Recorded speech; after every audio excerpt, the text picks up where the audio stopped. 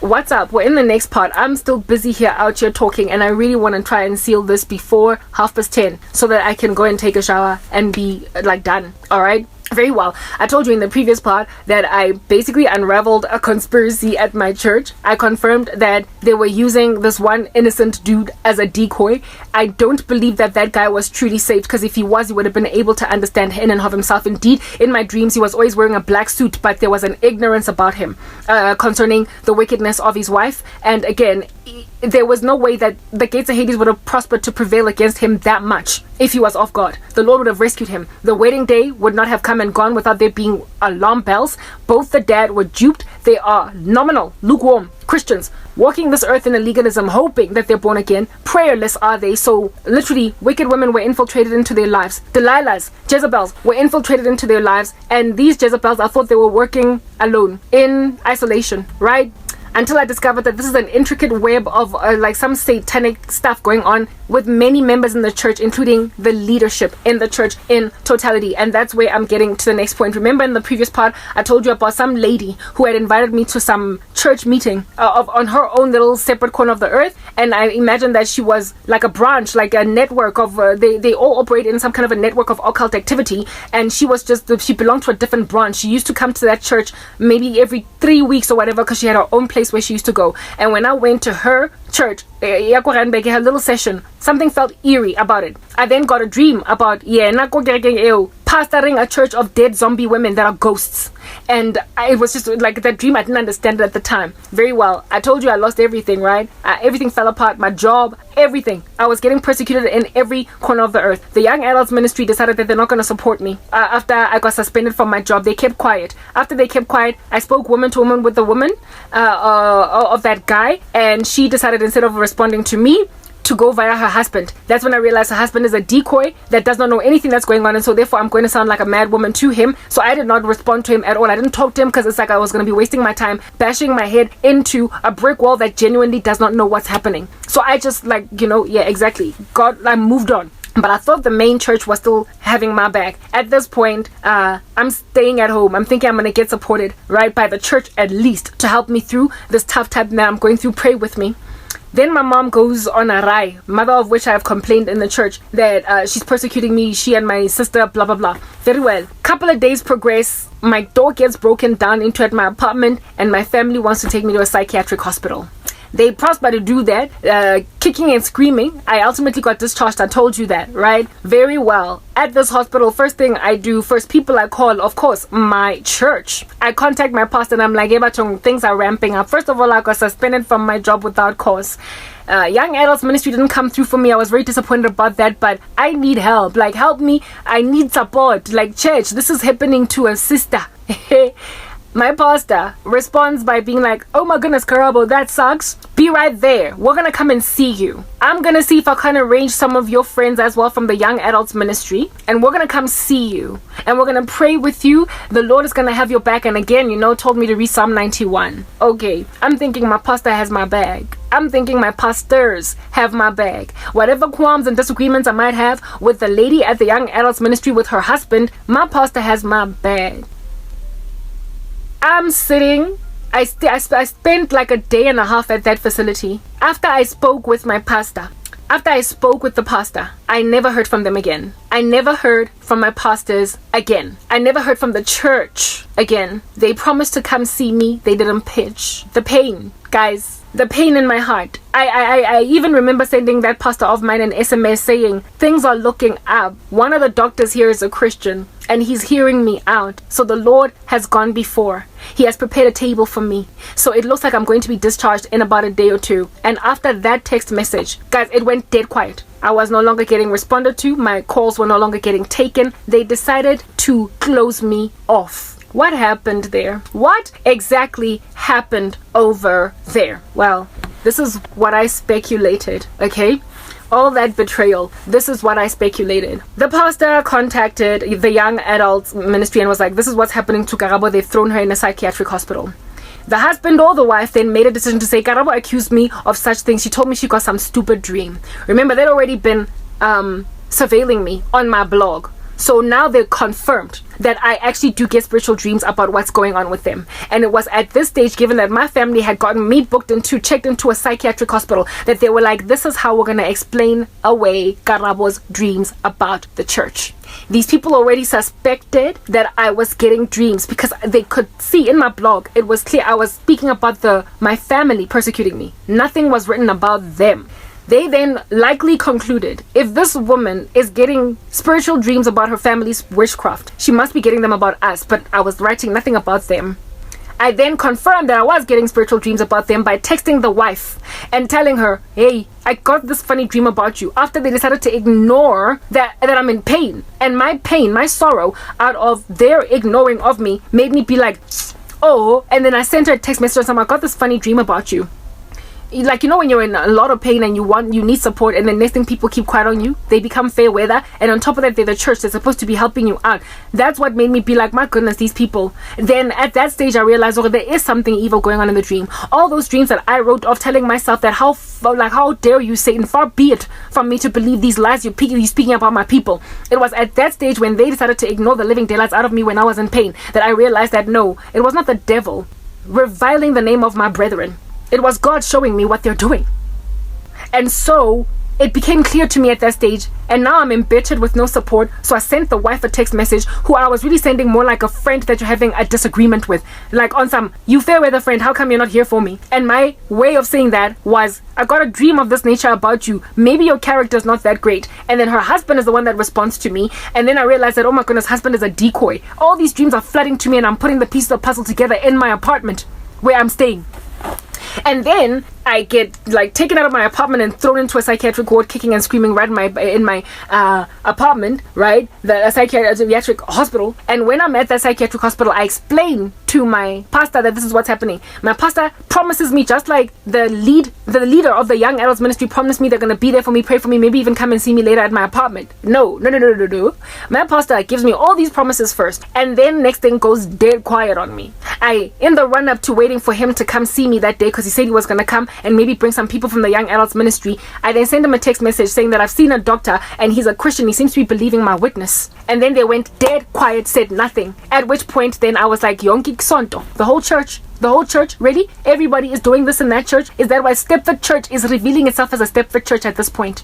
Okay, very well. So here it is that I am unraveling things about Stepford Church. I have no support. No one is here for me. No one. My family's persecuting me. The church is like, oh, guys, falling apart. That's my life. Falling apart. And Angna Sonto. It's not like I was a person that had no people in her life in the run up to. You know, you gather people for yourself in life so that when things hit the fan, you would have somebody to run to.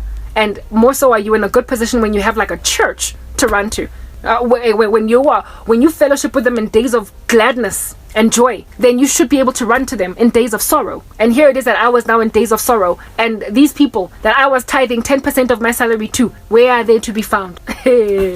Guys, as I'm sitting here needing support and ain't no support coming my way. I'm like, is this one of those they're gonna kick you out the synagogues? The day is coming when those who persecute you are gonna do so thinking they're doing a service to God. Anyway, whatever. Very well, pastor says nothing, and nobody comes through to me. And that's when I put the pieces of the puzzle together. That my church is going to try to basically say that I have got a mental issue to a point where I'm dreaming about them. They knew I was dreaming, did not know I was dreaming about them, were not sure, imagined I was. I confirmed that I was by sending that chick that SMS, and now they were like, we are going to let this ride itself out. We're going to let this do its own thing. Because if Karabo gets charged, who can lay a charge before God's elect? You're naive. If Karabo gets charged with mental insanity, we can then go and grab all of the dreams that she claims are things happening in our church and say she's crazy. She's accused her family of witchcraft. Now she's accusing the whole church of witchcraft. Like, what in the world? Like, this woman is obviously crazy. Remember, we told you. The gifts of the Holy Spirit have ceased. And look at what people who believe in them being in operation do. They lie. And they come here and they accuse the whole world of witchcraft. And now this woman is in a psychiatric hospital. We thought she was born again, Shem. It's a pity. She was so young and beautiful. She has such a great future. But now the devil has taken her. He has held her hostage, put her in a stray suit in a psychiatric hospital. And there is no future. Let's pray for her, though. Maybe she might actually get saved. That's what my church did to me. They ignored me. Hey, guys, after they ignored me, It was like a whole sob story. I was sad. I wrote about the fact that everybody's ignoring me, whatever. But at that stage, I wasn't even so much writing about my church just yet. I wasn't writing about them just yet. I got checked. I got discharged from that place without them coming through for me. So at this stage, I'm just quiet, watching them leave me destitute, right? I am just quiet. And then I go to my apartment, right? I go to my apartment, guys. Finally, I'm able to get back to my apartment. And then that woman from the church where I dreamt about her being some kind of a woman pastor over a bunch of ghost-looking women. Guys, no one in my church knew where I lived. I was prepared to give them an address to come and see me. Because remember, I not long ago had moved. Yes, over to Four Ways. And I had also sent my pastor, yes. I sent the lead pastor an email when I moved to Four Ways from Wilgehevel, from Reemsig. I sent him an email saying I moved, right? And where it is, because I'd already sensed the hostility in the church, right? But I was still kind of engaging with the young adults and whatnot. I was like, I'm gonna need a new church. Do you know any church you can recommend to me closer to my area, type thing? I want to like leave the church after serving them the way that I did. And this pastor, guys, it's almost as if though he was relieved that I was asking to leave the church. He did not even try to retain me. He didn't even try. He was like, oh, sorry to hear that, Karabo, but there is a church in Pretoria and this and that and blah blah, it's closer to you. And Kereke that he recommended to me was so much further than his in comparison to Four Ways that it was clear that he was trying to get me to leave. Remember what I said about the fact that if they can't handle you, they then push you out of the church because you pray too much. He was happy to embrace the fact that I wanted to leave the church. And for me, it was like, weren't you guys trying to expand? Weren't you also trying to get more black people in your church that you might diversify? Weren't you guys happy that I joined you? Why are you so glad to lose me? Why? Anyway, I just imagined that was nothing. Again, you know, send me Psalm 91 when I complain about deep matters of persecution, and now you're telling me, go, drive all the way to Pretoria instead of coming down to Florida where we are at, even though it was closer based on Google Maps, for me to stay with them. At that stage, I was like, why do they want me gone? Where's my support? But I was still with them. I had not yet found another church. I was still there. You know what I mean?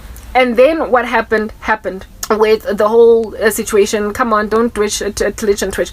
And then what happened. And then at that stage, I have no one. The church did not come to see me when I was in the hospital. I ended up discharged and everything. I went home sad that my church is acting a fool.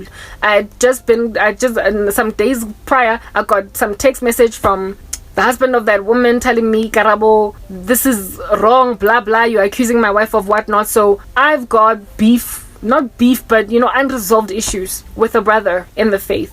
And all the things that are supposed to be not a brother but a sister, but a brother who was standing for the sister. What it would take to excommunicate a man or a woman out of the church, I had not fulfilled those parameters, not even in the slightest. I had not fulfilled them. I had not fulfilled none of that. If at all there was a brawl or an argument, a quarrel or a disagreement between brethren, there are ways to do it that they literally cut corners and guys. Anyway, whatever, right? A couple of days later, I get a buzzer at the security gate that also eerily knew exactly where I stayed. I had not communicated my new address to the church. They did not know where I lived. And this woman buzzed. Zzz. Hello, Karabo. Let's say her name was Wendy. So, hello, Karabo. There is Wendy at the door for you. I was like, Wendy who? I'm not expecting a Wendy. Miss Wendy, exactly who at your communicate please description. When this guy told me Wendy from who, Wendy spoke her voice. She was like, Karabo, it's me. I was like, what? This is the Wendy from church. Where did she get my address? Where did Wendy get my address? My exact address, down to the number, to be able to tell the security guard number 33. I was like, but in this church, they're talking to my family. They're talking to my persecutors. They're talking to my family. Or my employer. I don't even think my employer, because I had yet to even update my address with my employer. The way I was so new at that property. They still had my old address, screenshot where it is that I was staying when I first started working at MTN. MTN didn't know where I lived. My medical aid didn't know yet where I lived. I was so new at that place that I had yet to let everybody know to change the address. Not even my bank statements were getting yet to that address. So how did this woman know where I lived? There's only one person that knew where I lived at that stage. I had no friend that knew where I lived, guys. I hadn't been visited except for, I had no friends. It was proper. I was so new that no one knew where I lived, guys. No one. I could have maybe been there 3 weeks tops and I was still getting situated. My furniture had yet to fully arrive. I had not told anyone. My mother was the only person that knew where I lived. Only person. Down to number. And here it is that Wendy from the church was buzzing at my gate. I was like, so now we contact unbelievers to get information on believers. Is that what we do? And we don't also call in advance. We don't let people know. Guys, Yazi, I felt bombarded. It's like there was a barrage. Engati, it was like an amphibious attack. What happened to me? People wanted, this woman, when she knocked on my door, I remembered then the dream that I had about her church with the ghostly women. I could not, the thing that freaked me out was how she found my address, and I knew that it was from my mom. I was at odds with my mom. My pastors made a decision not to come see me in the clinic, and I have a feeling that the reason that is the case is, one, they grouped together in concert with one another, right, to ignore me because of the text message that I sent that chick. But not only that was something that would have been a dispute between brothers that should have been resolved amicably according to the way that the scriptures have prescriptions as to resolution of issues in the church. It's in the book of 1st or 2nd Corinthians. That was what was supposed to happen. Instead, they went, guys, it would be like going to Herod in order to find out where Jesus is at, or going to the Romans to find out where Paul or Peter is at. That is a betrayal strategy. That is a Judas strategy. That is not we need to talk to Peter and Paul. That's all. When you go via the enemies of the cross to get to a Christian, you are not staging an intervention on that day. You are staging a coup. You are staging a takeover. You are staging a silencing act, like whatever. That's what in the world under heaven was going on. When this woman knocked on my gate via security, I told security guards, I don't know who that is, and I hung up. I was like, I don't know who that is, and I hung up, because I knew that woman was coming there for some nefarious agenda. They spoke to my mom. You do not go to Herod to get to me. You call me. Why didn't they call me? They got my address directly. It's like they imagine I can't be trusted over the phone, so they just want to come and bombard me, go jagateng where I stay, without even making a call in advance. And again, they used the woman that runs some strange cult that is a branch away from the main church, and the cult that she runs is mainly attended by women. It's almost as if though they imagine that this woman would be the solution to their problems, that she would win me for this thing. And that's just the thing about the devil. When he wants to cause a person to compromise, he puts them in such a bad position that this offer that is being given them, it looks much better than everything else. Everything in my life was falling apart, and then they brought the woman that recruits women into a strange cult to my door, and they gave her my exact address. That's when I made a decision. I'm done with this church. I'm done. I'm not going back. I'm not going to call them, ask them, why aren't you pitching for me? Why aren't you pulling through? I had not had such a massive falling out with them that it would justify that level of bombardment, that amphibious attack at my property. I was like, okay, no, we're not doing this anymore. We're not doing it. I was a lone stock seal from that point going forward. But then, because of what had happened, that's when I finally made a decision to start writing about the dreams I got about my church, because they had confirmed their evil activity. They were running a coven from inside the church. Mind you, prior to this particular day, I had also gotten another two dreams. Dream number one, the colored pastor, the younger one, there were two, one was old, one was young, the younger one was a colored man. I dreamt about him sitting on the bench at church, wearing nothing but black clothing, saying to himself, why am I doing this? Why am I doing this? Why am I doing this? God is real, and I'm gonna go to hell for this. Why am I doing this?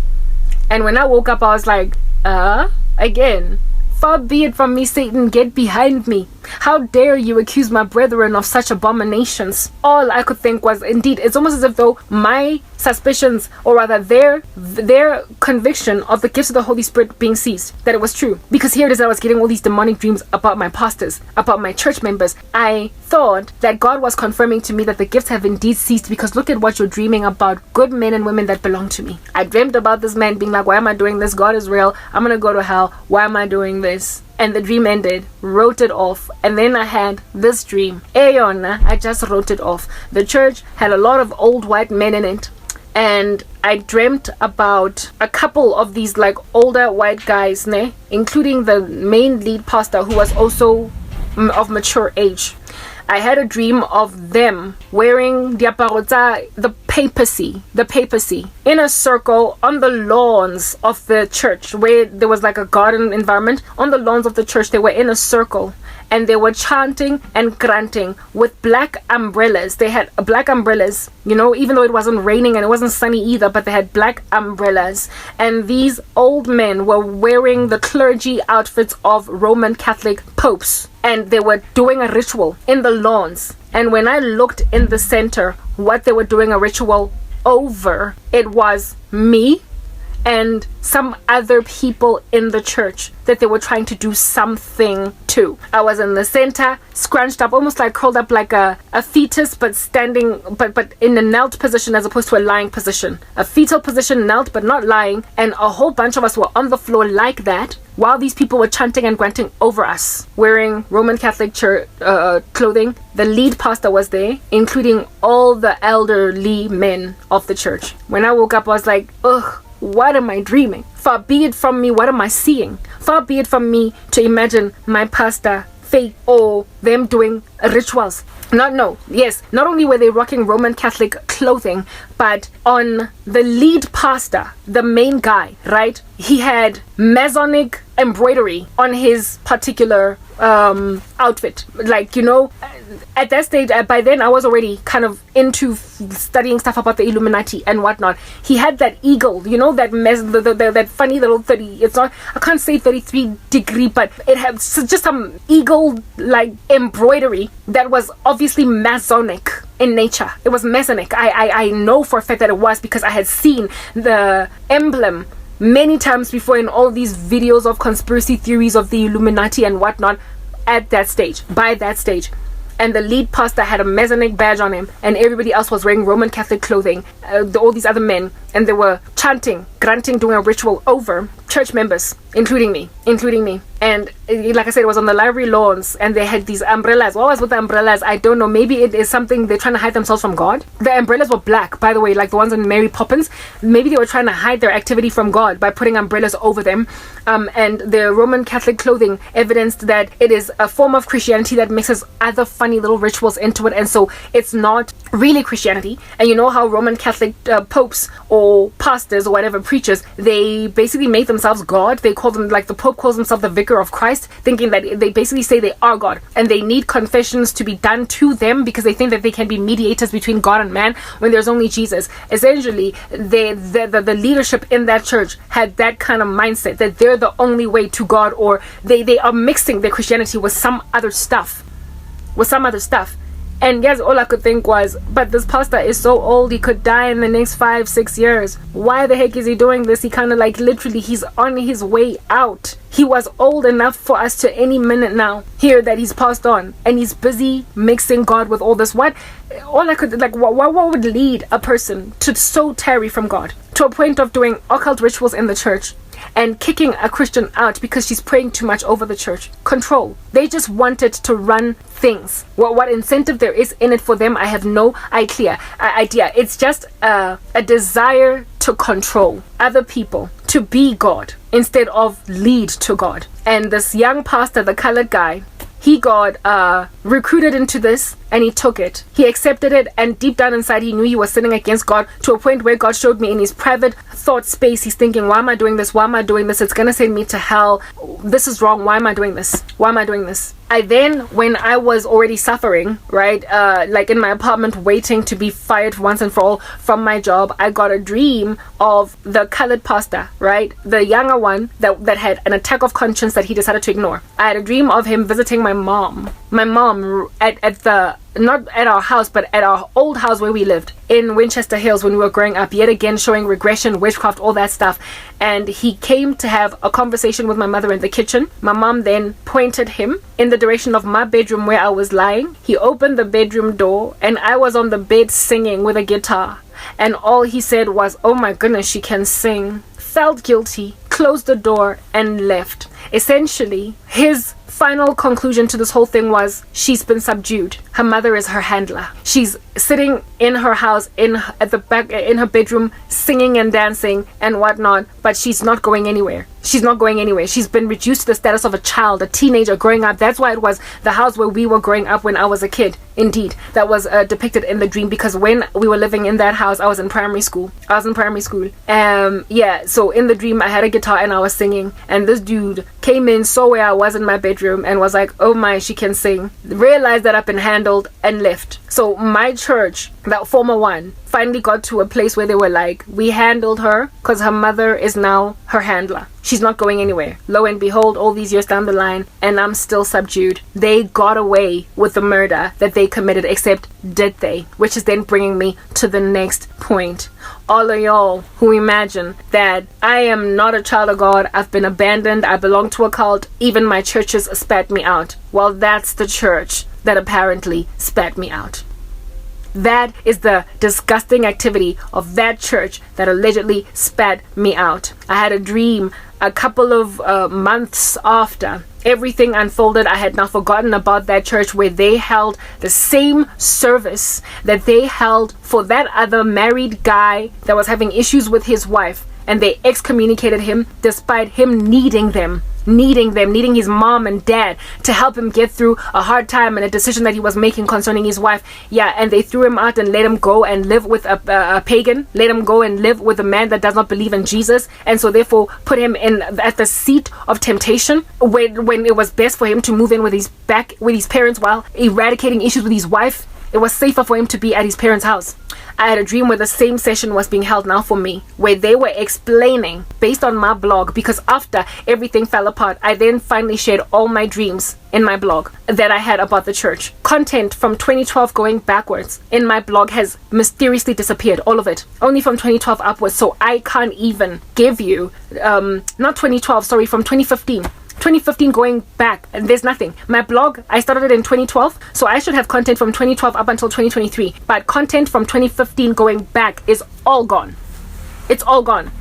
It's like I was hacked. WordPress got rid of it. So all the dreams, all the visions, all these stories that I wrote, that I shared in my blog, are all gone, but the Lord is the one that's going to bring them up at the great white throne judgment. They got exposed, but they held, like I even wrote in my blog about how I got a dream of being excommunicated, and I don't know if that session actually did happen, but they know if it did happen, where they gathered together and reviled my name before a church congregation, following which they put down the gavel and said, no longer can she come and fellowship with us because she is worse than an infidel. She has apostatized from the faith. According to the church that I used to attend, I am an apostate. That is irrevocable, because no amount of intervention worked. When they know and I know, they didn't even try to intervene. If anything, I asked them to, and they chose rather to affiliate with my persecutors and the pagans that were afflicting my life. And that is the body of Christ. That is the church. Those are the people that my friends and my family members are leaning on to justify me being nonsensical, me being bastardized from Jesus, essentially, like an orphan or an illegitimate.